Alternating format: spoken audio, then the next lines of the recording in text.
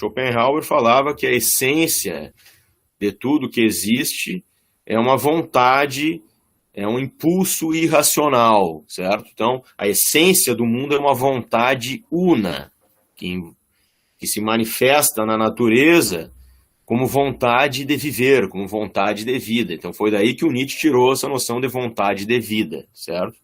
Ele pega da filosofia do Schopenhauer.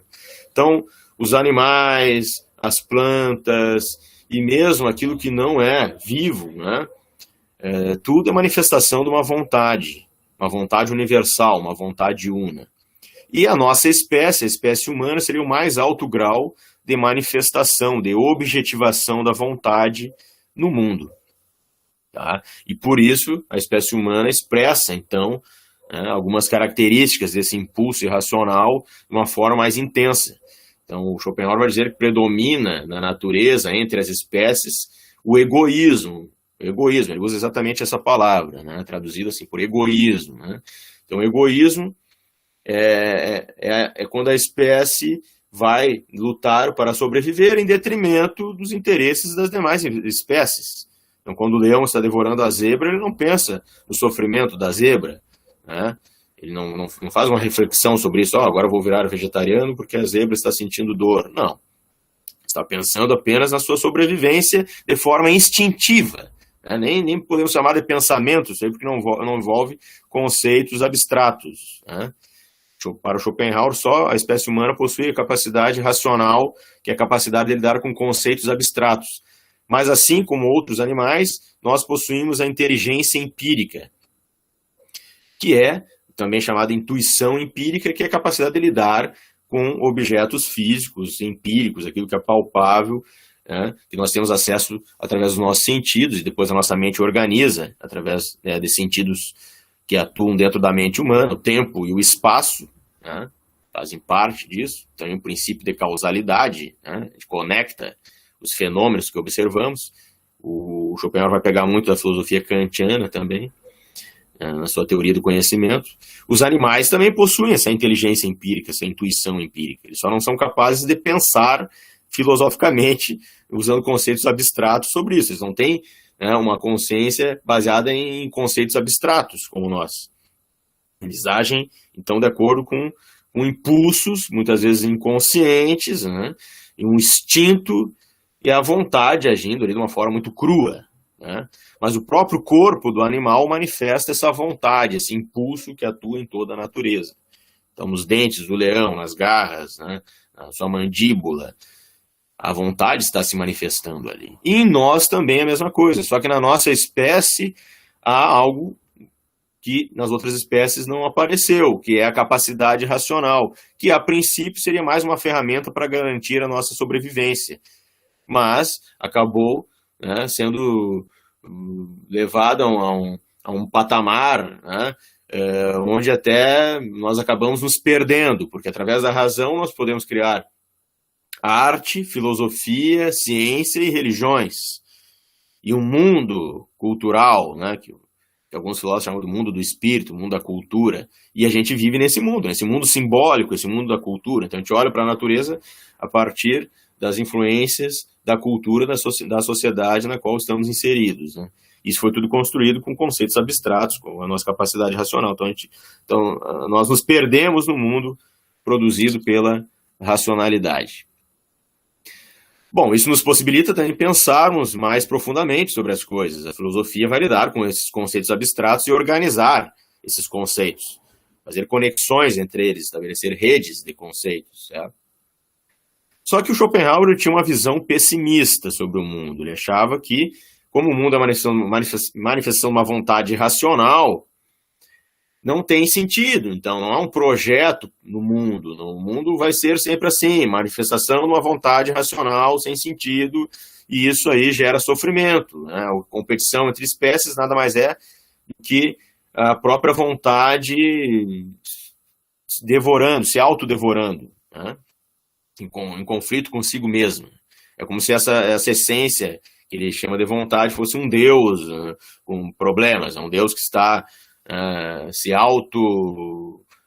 autoflagelando, se auto-atacando, se auto-devorando. Tá?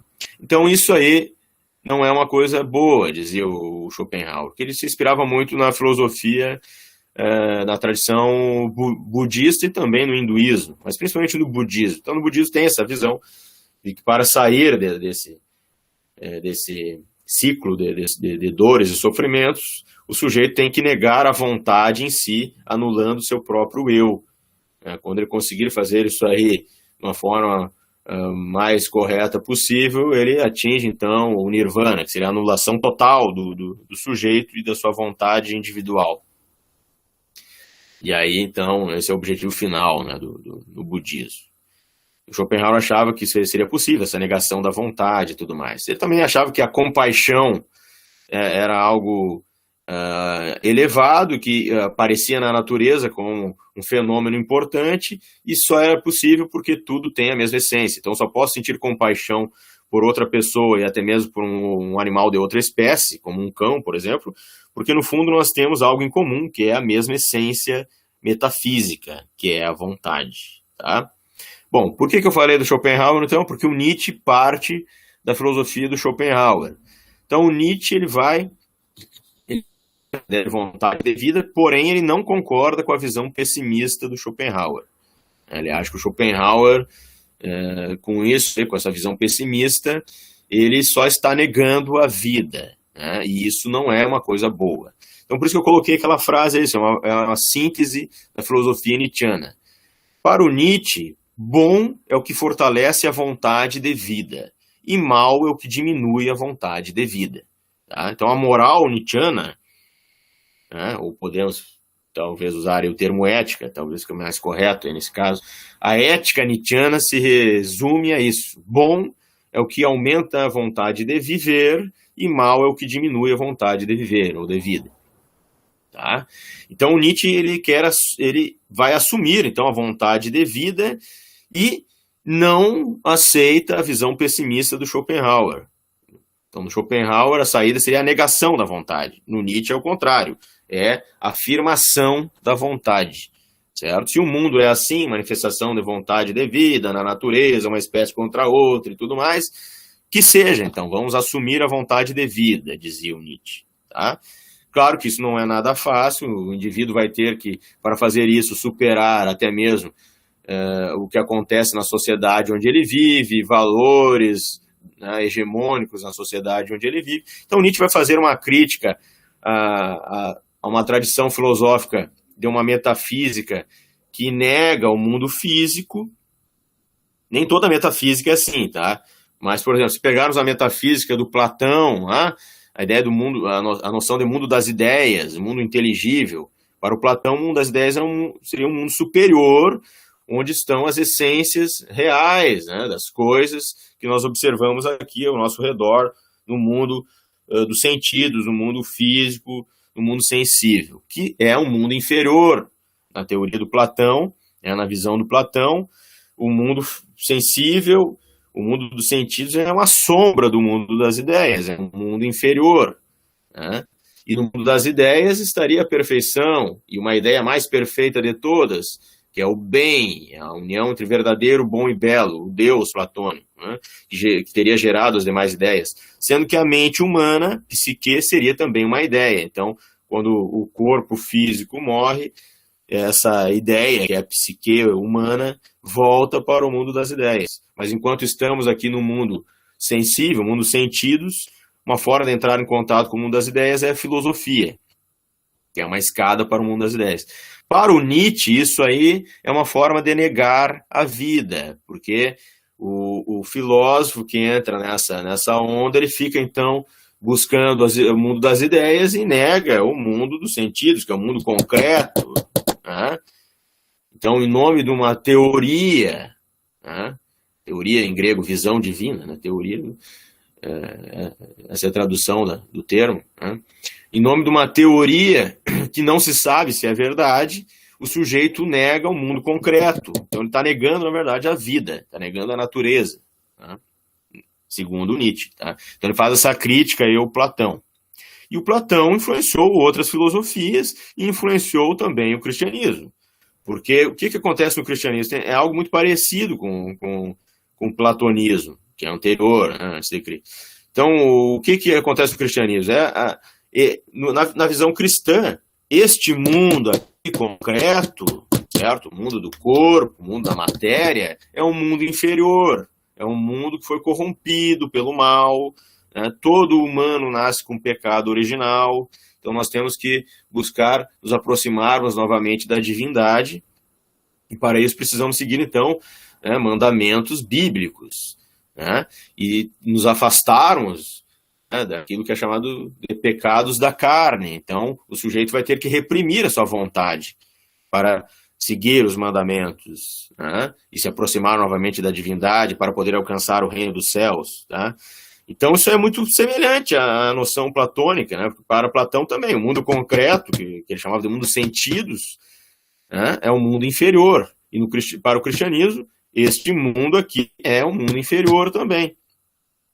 Tanto é que é comum em algumas igrejas ou seitas cristãs, um pouco assim mais fechadas, eles chamarem aqueles que não são do grupo de os do mundo, certo? Por exemplo, eu tive amigos que eram testemunhas de Jeová, então eles diziam assim, os do mundo. Os do mundo são aqueles que não são do mesmo grupo religioso deles, né? Então, claro, isso aí tem um tom pejorativo, né? As pessoas fossem inferiores porque não descobriram a palavra e tal. A missão do cristão é levar essa palavra até essas pessoas, pregar o evangelho e tudo mais.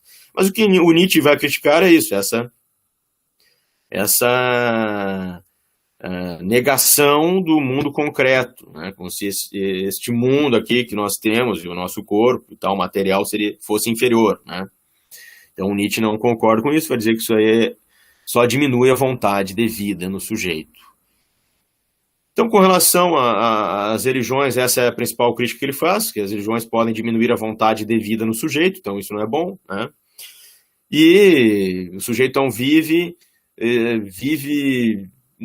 focando num mundo do além que ele não sabe se realmente é verdade. Claro que a fé do sujeito pode, né, fazer ele sentir como se fosse uma verdade, isso aí, né, mas não se tem nunca uma certeza sobre isso. Segundo Nietzsche, né, o sujeito está perdendo, então, de viver o mundo concreto, tá, na visão nietzschiana.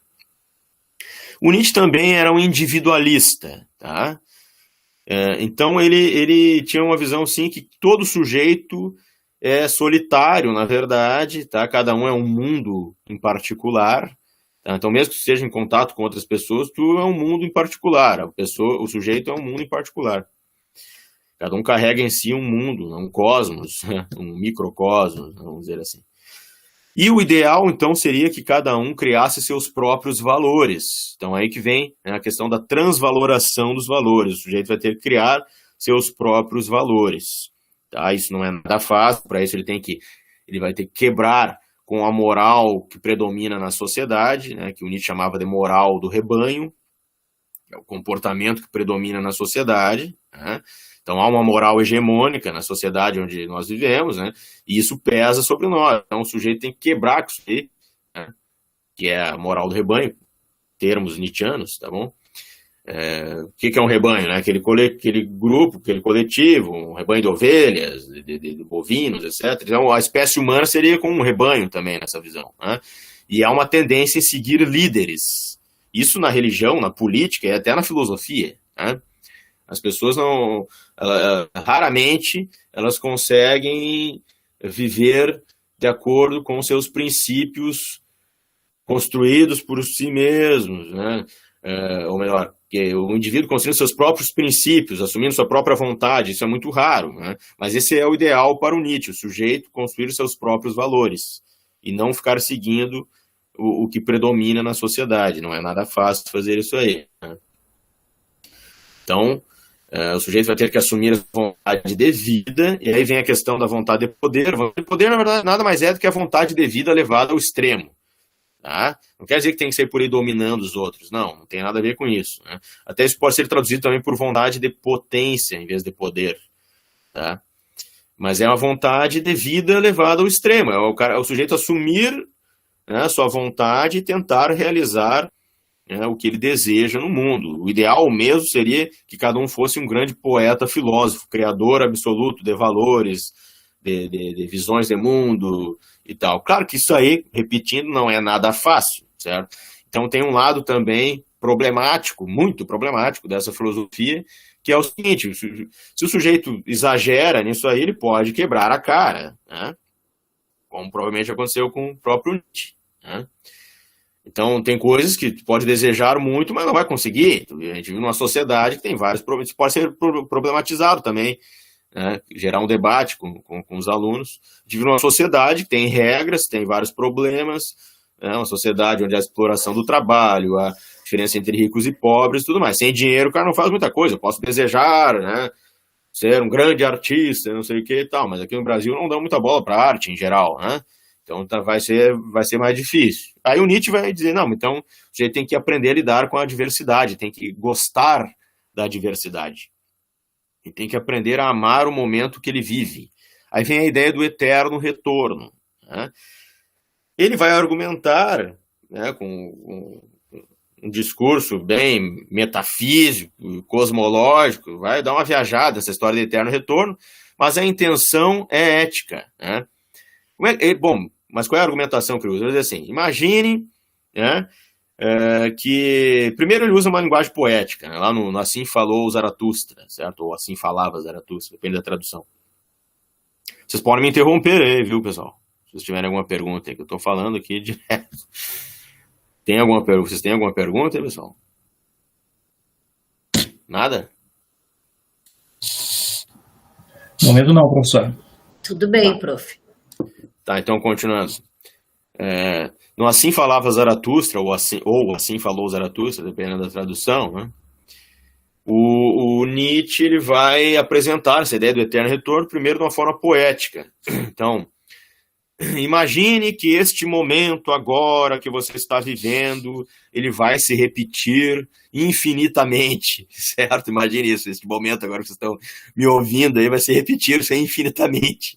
No futuro vocês vão viver isso de novo, já viveram isso no passado infinitas vezes. Será que este momento que vocês estão vivendo realmente está de acordo com a vontade de vocês? Vocês gostariam de estar aqui ouvindo o chato do professor Paulo falar?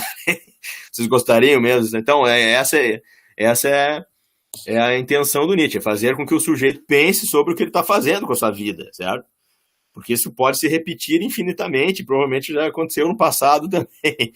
Claro, ele vai pensar assim, tá, mas você está viajando, mas ele vai tentar, né, defender essa posição com toda uma argumentação cosmológica, por exemplo, dizendo assim, que supomos, né, vamos supor, então, que a matéria que existe no universo, sendo que matéria, aí no caso, é equivalente à energia também, energia, matéria e movimento, né? Claro, ele estava falando com base no conhecimento de física que tinha na época, né? Final do século XIX. Então, imagine que toda a matéria do universo, ela é finita, não é infinita, é finita, certo? Então, isso significa que a combinação entre os corpos e tudo mais, isso aí teria um número finito, tá? Chegaria um momento que tudo deveria se repetir novamente, tá? Alguém pode dizer, tá, mas é meio furada essa argumentação dele, mas é isso que ele fala, tá? Você acha lá no livro Vontade de Potência, tá? E também Assim Falava Zaratustra, ele fala um pouco sobre isso. Bom, então imagine que a matéria no universo é finita, então com o tempo a combinação, né, para formar os corpos no universo tenderia a se repetir. Então isso provavelmente já deve ter acontecido, diz o Nietzsche, e vai se repetir novamente, infinitamente, bababá. Porque se o universo tivesse um objetivo final, já teria sido alcançado, tá? Bom, vocês podem tentar refutar isso aí, podem dizer que é bobagem, mas eu só estou aqui, né, explicando qual era a visão do Nietzsche, né? Mas por que ele falava isso aí? Porque ele queria, então, um argumento para forçar as pessoas, né, a assumirem a sua vida no agora. Você tem que sentir, na filosofia nietzschiana, você tem que sentir este momento que você está vivendo agora como se fosse a coisa mais importante do mundo, certo? Você tem que desejar viver de novo este momento, assumir a sua vontade no agora, né? Isso é viver plenamente, tá? Outra coisa interessante também no Nietzsche é que, se compararmos a filosofia dele com a vida que ele levava, né, Ele era um cara que tinha problemas de saúde, tá? Ele acabou morrendo lá, provavelmente, de sífilis, né? E ele tinha problemas no intestino e tudo mais. Ele tinha problemas de saúde. Tem uma fase ali dele que ele estava bem doente lá, e foi nessa fase que ele começou a falar mais ainda sobre a vontade de vida, certo? Então, quer dizer, a filosofia dele era uma forma de tentar, de remédio, certo? Uma forma de ele tentar melhorar. E como ele estava doente, ele tentava, né, através da filosofia dele, se fortalecer com essa conversa de história de vontade de vida, tá? Tentava fortalecer, então, a sua saúde, assumindo a vontade de vida na filosofia. Ele queria ser o maior filósofo de todos os tempos, criticava todo mundo. Então ele pegou lá o Schopenhauer, partiu do Schopenhauer, mas criticou o Schopenhauer depois, detonou. Ele foi amigo do Richard Wagner, gostava das músicas que o Richard Wagner fazia, porque eram músicas explosivas, era o heavy metal da época, tá? Eram músicas explosivas, isso trazia vontade de viver, dizia o Nietzsche. Só que lá pelas tantas, o Richard Wagner começou a ler muito Schopenhauer e também começou a se aproximar muito do cristianismo, começou a fazer umas músicas mais lentas, mais depressivas. Aí o Nietzsche ficou indignado com isso aí, escreveu críticas pesadas contra o Richard Wagner e brigou com ele, né? Isso aí está diminuindo a minha vontade de vida, são músicas melancólicas e tristes, né? Então, a visão dele com relação à arte também é nesse sentido. Só aquilo que aumenta a vontade de vida, né, deve merecer atenção. Aquilo que diminui a vontade de vida não merece atenção, né, porque é mal, né, com o nesse caso. O que mais? É uma filosofia, então, que tenta, né, assumir a vontade no mundo, encarar o mundo concreto com suas adversidades e tentar fazer da vida do sujeito no mundo concreto, mesmo com adversidades, algo que deva ser desejado, certo? Há algumas coisas muito polêmicas também na filosofia nietzschiana, devido a termos que ele usava, né? Como, por exemplo, moral de rebanho e moral de senhores. Isso é polêmico, né? Se ele tivesse vivo hoje escrevendo isso aí no Facebook, seria cancelado, provavelmente, certo? Mas o que ele queria dizer com isso aí?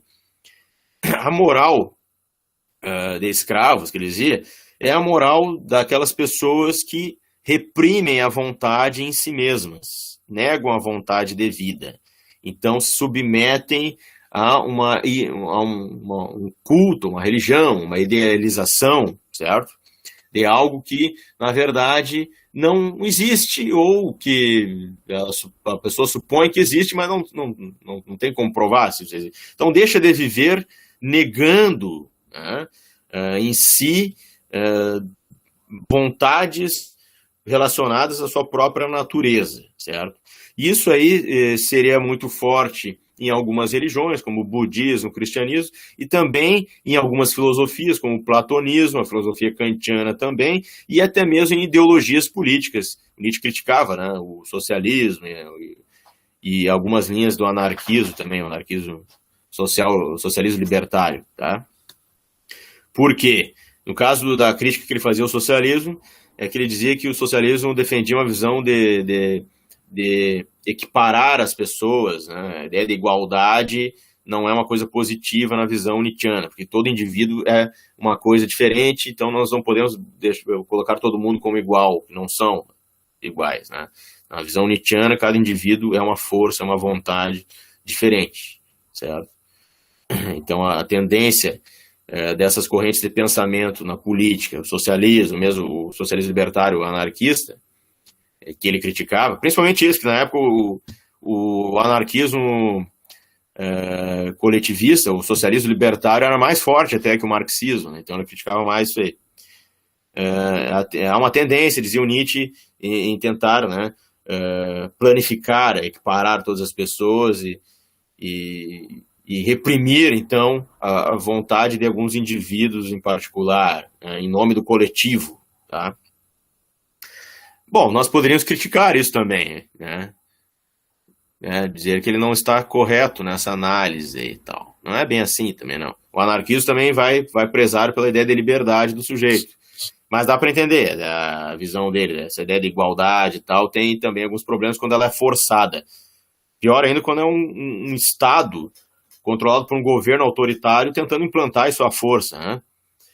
o Nietzsche não viveu o período de consolidação de regimes que se assumiram como socialistas e que na prática não eram muito, né, eu acho, na minha opinião, né, como bolchevismo na União Soviética, etc. Mas se ele tivesse vivido isso aí, provavelmente ele ia criticar de forma bem severa. Mas ele criticava, por exemplo, o Estado na época em que ele viveu. Ele criticava a cultura alemã, ele não gostava da ideia de nacionalismo, então, ao contrário do que muitos pensam, ele criticava o nacionalismo extremo.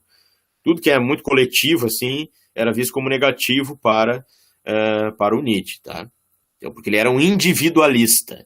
O Nietzsche se baseou muito na obra também do Max Stirner, que era um pensador individualista, que hoje é visto como anarco-individualista, mas na época nem existia esse termo ainda, tá? Que era um cara que fala muito disso aí que o Nietzsche falava. Então ele se inspirou muito nesse cara. Então a ideia do sujeito livre, independente, criando seus próprios valores e tudo mais, tá? Só que o Max Stirner, diferente do Nietzsche, achava que era possível, em alguns momentos, as pessoas se unirem em nome de uma causa maior. Por exemplo, estamos sendo oprimidos numa ditadura. Então vamos nos unir, somar forças para tentar derrubar esse governo autoritário. Um exemplo. Então, mesmo para o Max Stirner, né, era possível, então, pessoas se unirem, né, sem abrir mão da liberdade individual para lutar por uma causa maior, no caso, né? Se não unirem forças, não lutarem contra um governo autoritário, não vão conseguir nem mesmo viver de forma livre, certo? Mas o Nietzsche não se preocupava muito com essa parte revolucionária, vamos dizer assim, tá? Ele vivia nesse mundo mais da filosofia, escrevia em forma de aforismos, tá? Se preocupou em analisar a origem de valores morais, a origem de alguns termos filosóficos e palavras que nós usamos ainda hoje, porque ele era formado em filologia, né? Que é uma ciência humana que estuda, né, a origem das palavras, de alguns termos, né? Procurando na história, o momento cultural em que aquelas palavras foram criadas, etc. Tá? E como é que isso vai mudando no decorrer da história. Então ele gostava muito disso aí. Então ele desenvolveu um método genealógico. Então o principal livro até do Nietzsche, que não é muito lido, até é a Genealogia da Moral. Esse é o principal livro dele, onde ele mostra, vai fazer uma análise de alguns valores morais no decorrer da história, tá? As virtudes também, vai fazer uma crítica dessa noção de virtudes, como é que isso foi evoluindo no decorrer da história. E faz uma crítica lá às religiões também, mas lá no final do livro, em especial o cristianismo e o budismo, né? Mas no final desse livro aí, a Genealogia da Moral, ele vai dizer assim, que as religiões elas têm problemas, né? Porque o sujeito vai negar a vontade de viver em nome de uma crença e tal. Mas isso dá sentido para a vida do sujeito. Então, mesmo isso aí ainda tem alguma coisa positiva aí, porque é melhor isso aí do que não acreditar em nada, certo? Porque o Nietzsche, na verdade, ele não era um nihilista, como alguns acham, tá? Pelo contrário, ele criticava o nihilismo. Ele foi acusado de ser um nihilista, alguém que não acreditava em nada, né? Por quê? Porque ele criticava o cristianismo, porque ele criticava o platonismo, criticava, né, a visão cultural da época que ele viveu, certo? A visão dominante, a moral dominante da época que ele viveu. Mas, na verdade, ele não era um nihilista, ele criticava o nihilismo, porque ele achava que o animal humano, né, nós, para continuarmos vivos, precisamos de um objetivo para a nossa vida. O humano é um animal que dá sentido para a sua vida. Sem isso aí, ele morre, certo? Na visão do Nietzsche é isso. Tá? Ele perde a sua vontade de viver. Então, mesmo a religião, sendo uma negação do mundo concreto e tudo mais, ela dá um sentido para a vida do sujeito.